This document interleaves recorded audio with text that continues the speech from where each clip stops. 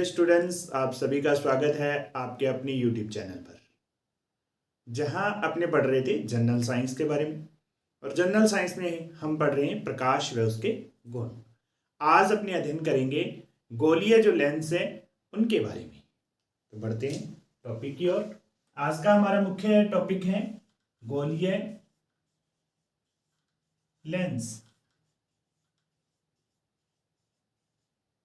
यह आपने कहें स्फेरिकल लेंसेज।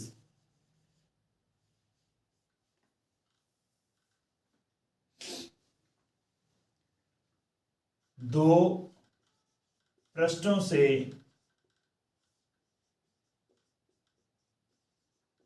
घिरा हुआ पारदर्शी माध्यम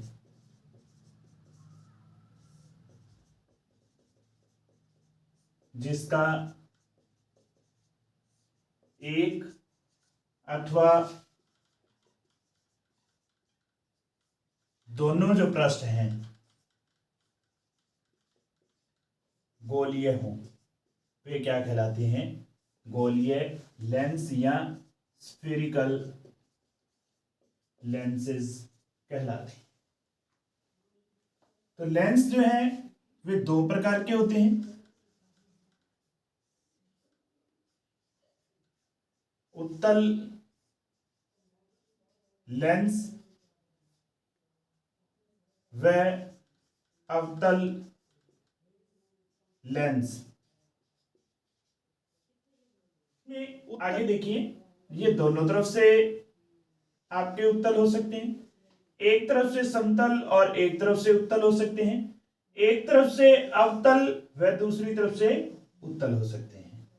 तो इसी के आधार पे ये द्वितल समतल और उत्तल लेंस मिलकर बने हुए हैं, और ये अवतल और उत्तल जो लेंस हैं मिलके इनका निर्माण हो रहा है। यहां यदि अवतल लेंस की अपनी बात करें तो दोनों पृष्ठ इसके अवतल हो सकते हैं। एक पृष्ठ इसका समतल और दूसरा इसका अवतल हो सकता है। एक पृष्ठ इसका अवतल और दूसरा इसका उत्तल हमें प्राप्त। आपका द्विउत्तल, समतल उत्तल और उत्तल अवतल लेंस ये हो जाएगा।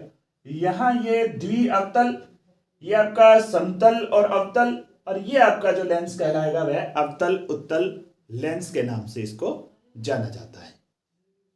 उत्तल जो लेंस होगा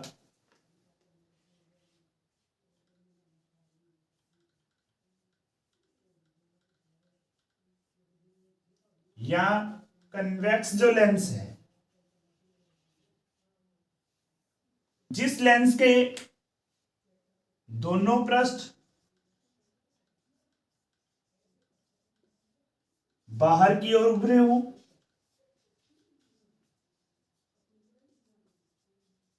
हो, या आपने कहें कि बीच में से ये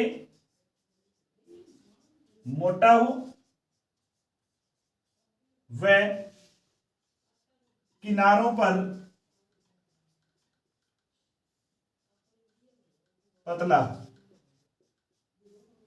तो ये लेंस कहलाएगा आपका उत्तल लेंस। जबकि अवतल लेंस या कनकेव जो लेंस होगा,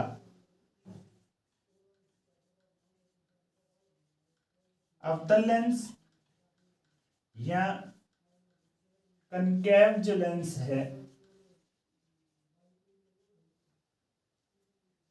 जिसमें जो बीच के पृष्ठ हैं वे पतले होंगे, ये बीच में से पतला व किनारों से मोटा होता है,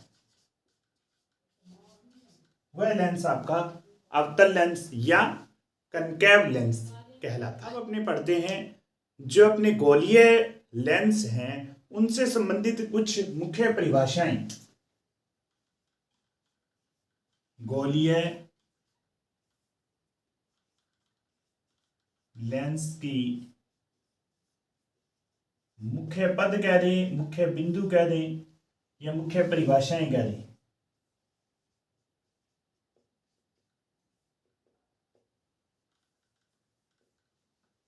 ये ठीक जो हमने पहले दर्पण में पढ़े थे उनसे मिलते जुलते हैं, कुछ इनमें जो अंतर रहता है वो अपने यहाँ पे अध्ययन कर लेंगे। तो सबसे पहला आता है वक्रता केंद्र, या जिसको अपने सी से रिप्रेजेंट किया था। तो यहां आपको ये ध्यान रखना है, जिस भी वर्त का या अपने कहीं जिस भी गोले का अपने लेंस को भाग ले रहे हैं उसका केंद्र ही क्या कहलाएगा, वक्रता केंद्र कहलाता है। जिस भी गोलीय पृष्ठ का लेंस को अपने भाग माना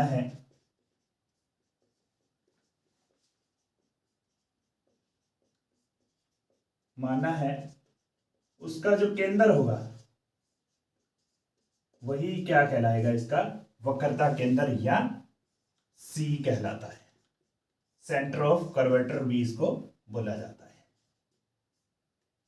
तो यहां अपनी बात करें यदि उत्तल लेंस की, इस प्रकार से मान लीजिए ये इसका गोलीय भाग था और इधर से द्विउत्तल जो लेंस है उसके लिए अपने बात कर रहे हैं। तो यहां इसका C1 और यहां जो इसका केंद्र रहेगा C2, ये जो है क्या कहलाएंगे, आपके वक्रता केंद्र कहलाते हैं। इसी प्रकार से यदि अपने बात करें अवतल लेंस की, तो इस प्रकार से मान लीजिए ये इसका केंद्र है और यहां ये केंद्र है, तो ये C2 और C1 रहते हैं, ये इसके वक्रता केंद्र कहलाते हैं। दूसरी बात आती है मुख्य अक्ष की। मुख्य अक्ष प्रिंसिपल एक्सिस,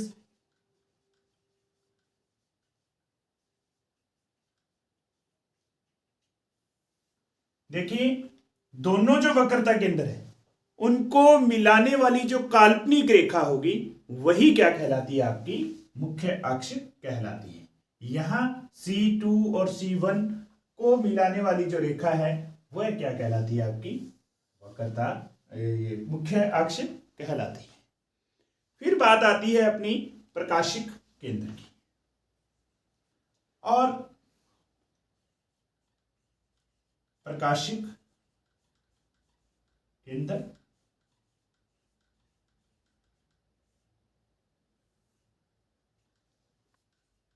ऑप्टिक सेंटर।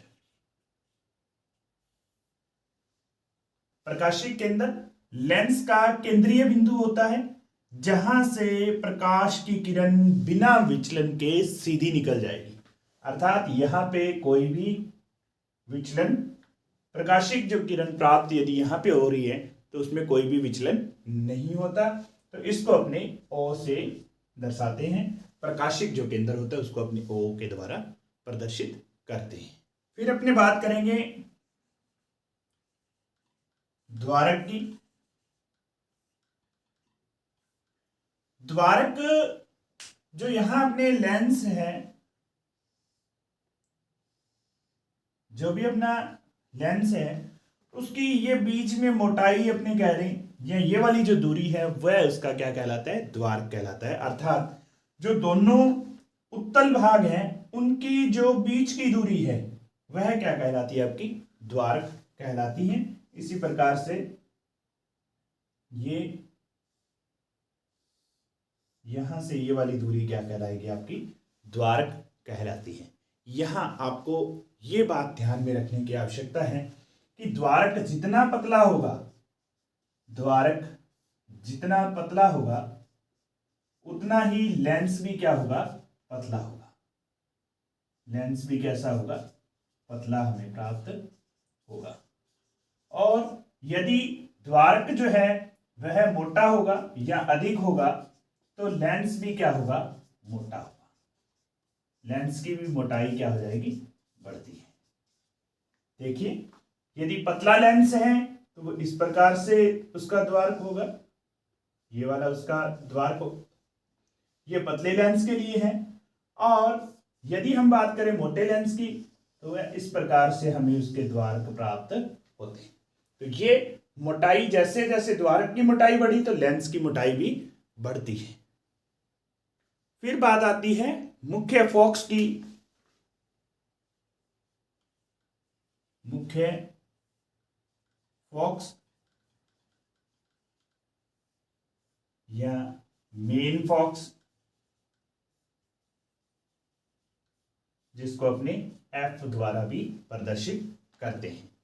मुख्य फोकस, जब प्रकाश की किरणें मुख्य अक्ष के समानांतर आती हैं तो उत्तल जो लेंस है उसमें जिस बिंदु पे आके मिलती हैं या जिस बिंदु पे आके इकट्ठी होती हैं उस बिंदु को अपने कहते हैं मुख्य फोकस या फोकस बिंदु के नाम से भी इसको जाना जाता है। जबकि जो अवतल लेंस होता है उसमें मुख्य अक्ष के समानांतर आने वाली जो प्रकाश की किरणें होती हैं वे विस्तृत हो जाती हैं, फैल जाती हैं। वे किरणें जहां से आती हुई प्रतीत होंगी वह बिंदु उसका क्या कहलाता है? मुख्य फोकस कहलाता है। तो देखिए इस प्रकार से यदि हमारे पास उत्तल लेंस है तो मुख्य अक्ष के समानांतर आने वाली जो प्रकाश की किरणें हैं जिस बिंदु पे मिलती हैं वह बिंदु आपका क्या कहलाता है? मुख्य फोकस कहलाता है। यह आपका मुख्य फोकस या फोकस बिंदु कहलाता है। इसी प्रकार से यदि बात अपने करें अवतल लेंस की तो यहां इसकी प्रिंसिपल एक्सिस, यहां प्रकाश की किरण जब यहां आएगी वह क्या होगी? विचलन, अपवर्तन के बाद में क्या हो जाएगी? फैल जाएगी। तो ये जिस बिंदु से आती हुई हमें प्रतीत होंगी वह बिंदु इसका क्या कहलाता है? मुख्य फोकस कहलाता है। तो यहां भी आपको ध्यान रखना है F1 व F2 दोनों दिशाओं में यदि द्विउत्तल या द्विअवतल लेंस हैं तो F1 दोनों साइड में होगा, F1 व F2 अलग अलग दोनों साइड पे हमें मिलते हैं। अंतिम इसमें परिभाषा जो रहती है वह रहती है फोकस दूरी की। फोकस दूरी या आपने कह दें फोकल लेंथ, फोकल लेंथ रहती है। तो वह दूरी जो किसी भी लेंस के प्रकाशिक केंद्र से मुख्य फोकस के बीच की दूरी, किसी भी प्रकाशिक केंद्र लेंस के लिए प्रकाशिक केंद्र से मुख्य जो फोकस है के मध्य की दूरी क्या कहलाती है? आपकी मुख्य फोकस कहलाती है। तो हम लिख सकते हैं प्रकाशिक केंद्र O से मुख्य फोकस